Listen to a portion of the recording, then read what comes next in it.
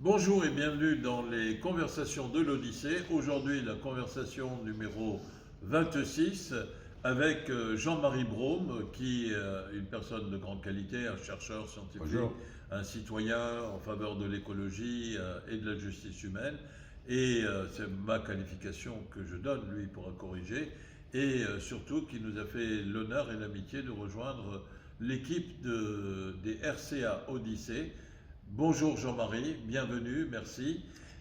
Et Bonjour Farouk. voilà. Et donc Jean-Marie a, parmi les nombreuses qualités qu'il a, il a une qualité particulière qui est de nous avoir proposé l'idée et de participer à la concrétisation de cette idée, parce que les idées ne suffisent pas, il faut les concrétiser. Cette très belle idée de festival des quartiers qui consiste à permettre à l'Odyssée d'ouvrir ses bras, son cœur, ses écrans aux films réalisés par les jeunes, les moins jeunes des quartiers, dans le cadre d'un partenariat avec les centres socioculturels et d'autres éventuellement structures associatives qui travaillent dans les quartiers. Et donc c'est une idée formidable dont je voudrais que nous parlions aujourd'hui. Donc le thème de cette conversation, c'est le Festival des quartiers à l'Odyssée. Jean-Marie, tu as la parole. Bon, d'abord, merci Farouk. D'abord, je voudrais corriger quelque chose. Peut-être que je suis un chercheur, peut-être que j'ai de hautes qualités, mais il faut quand même pas oublier que j'aime aussi beaucoup le cinéma. Et que ce festival des quartiers, il est lié au cinéma et il n'est pas lié simplement à la musique, au théâtre ou autre chose. Voilà, merci pour cette Ouais. précision. Donc c'est vraiment du cinéma. Mais le festival des quartiers, c'est quoi? C'est simplement essayer de montrer à travers le cinéma, puisque c'est ce qui nous intéresse, de montrer que on n'a pas besoin d'être dans une structure très forte, dans un système de production, de réalisation, d'argent, et dans un système de grandes villes et de grands studios pour créer quelque chose. Il s'agit d'abord de créer. Et le problème est aussi de montrer que même quand on est dans un centre socio-culturel, on n'est pas consommateur de culture, mais on est producteur de culture. Et que cette culture qui va se montrer à travers ce festival, eh bien elle est digne d'être montrée dans une grande salle prestigieuse comme l'Odyssée. Ça ne sera pas des petits films qui vont rester entre eux juste pour pouvoir se dire ok les gosses on a fait un truc ensemble, c'est bien, on va le montrer à nos parents et on est content. Non, on va le montrer dans un festival, dans un vrai festival comme celui de Cannes, avec un jury, avec des prix, avec la presse, avec tout le monde et avec un tapis rouge. Parce qu'un festival sans tapis rouge, c'est pas un festival. Et une salle de cinéma sans fauteuil rouge, comme le sont les fauteuils de la grande salle de l'Odyssée, c'est pas vraiment une salle de cinéma. Merci Jean-Marie.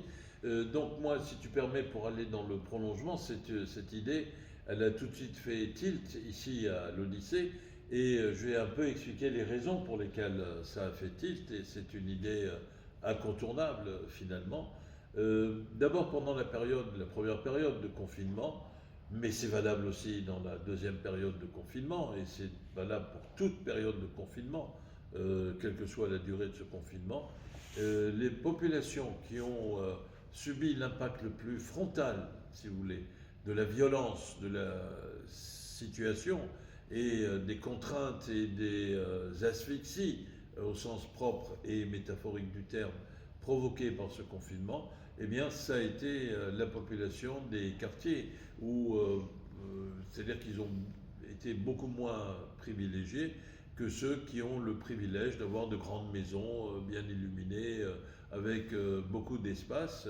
Ça, c'est un premier point, et que donc, il y a lieu de porter une attention particulière vis-à-vis des populations de ces territoires-là, de ces parties-là.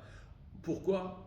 Tout simplement au nom de la fraternité républicaine, qui est une des valeurs constitutives du pacte social et de l'homogénéité et de la cohésion de ce pacte social.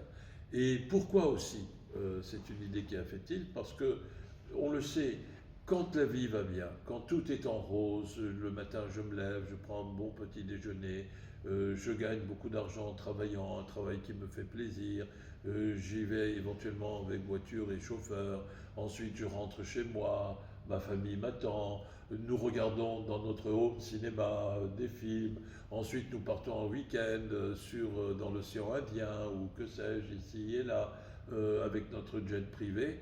C'est une vie bien sûr, il serait fou de ne pas souhaiter pour tout le monde, non pas qu'elle se fasse pour quelques-uns au détriment du malheur des autres, mais c'est une vie qui endort. Vous connaissez tous dans l'histoire les délices de Capoue. Les gens qui en bavent, si vous me passez cette expression, ce sont des gens qui ont des choses à raconter. Et donc, c'est les sources d'inspiration pour toutes les formes de fiction. Et donc, il est important aussi de donner la parole aux jeunes, aux moins jeunes des quartiers, parce qu'ils ont beaucoup plus à dire que ceux qui ont fui le confinement en allant dans leur résidence secondaire et au passage en participant à la diffusion du virus. Et donc, évidemment, ça a fait tilt à nos yeux. Et puis enfin, une autre raison pour lesquelles ça fait tilt, eh bien, il est temps de casser cette espèce de snobisme qui existe et qui contribue en quelque sorte à une fracturation aujourd'hui de ce mot qui est tellement à la mode, les territoires, les acteurs des territoires, etc. Mais que ce soit des faubourgs, comme on les appelait dans le temps, des banlieues, ou que ce soit des territoires, tout le monde sait qu'il y a malheureusement le poids du préjugé, d'une hiérarchie, le centre-ville étant privilégié. Évidemment, les quartiers résidentiels un peu extérieurs, si vous préférez, sont ceux qui sont légitimes, soi-disant, pour parler, pour émettre la culture, pour déguster les saveurs de la culture. Et les autres, eh bien, c'est pas étonnant s'ils sont moins touchés et irrigués par la culture, parce qu'ils ont peut-être moins la vocation à cela.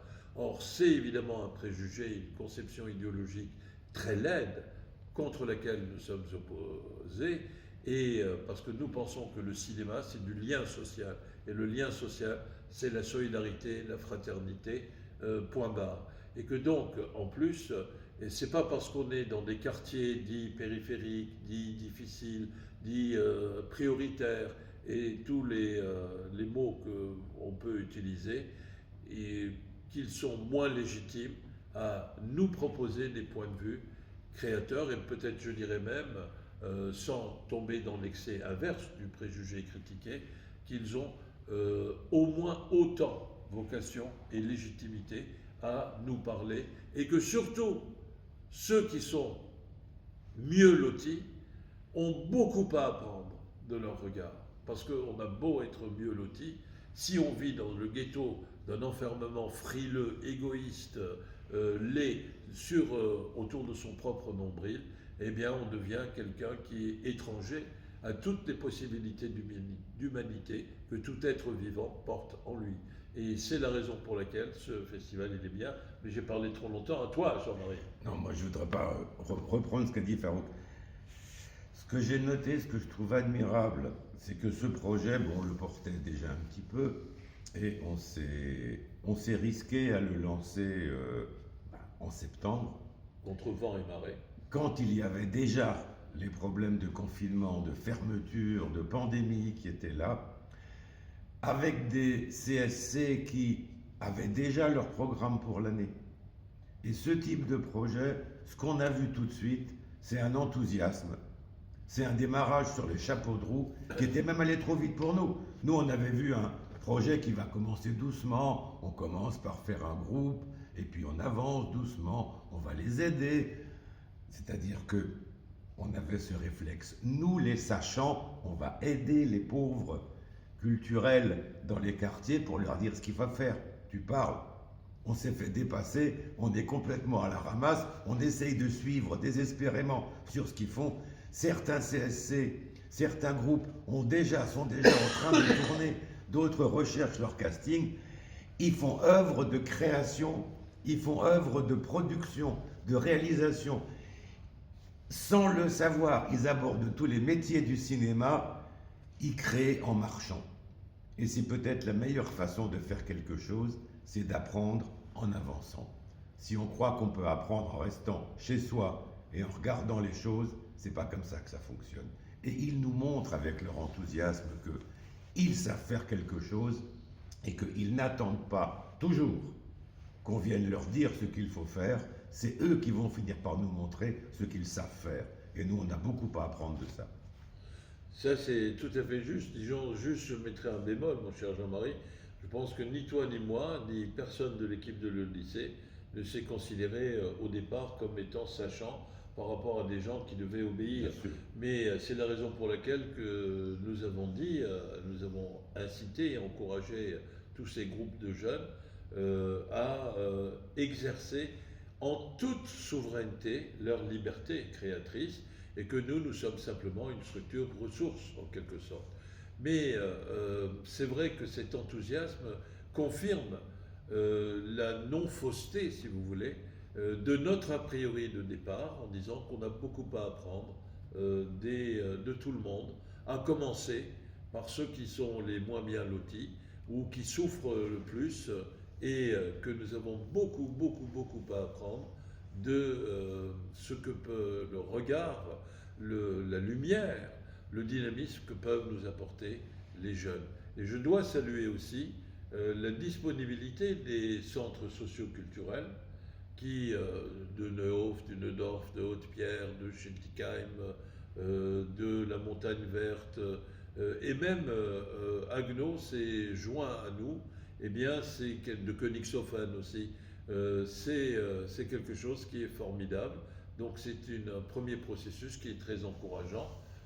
Et d'ailleurs, à l'instant, nous sortons d'une réunion Zoom, je crois que c'est la 4e, avec les différents acteurs et des centres socioculturels.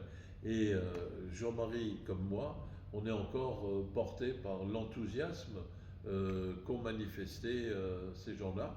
Et donc, plus que jamais, nous sommes déterminés à les aider, à les accompagner et à les soutenir et à servir modestement de caisse de résonance en ouvrant les écrans de l'Odyssée à tout ce formidable courant, bouillonnement de vie.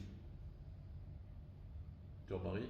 Oh, un mot de conclusion? Non, avant, je voudrais dire deux trucs, mais réagis.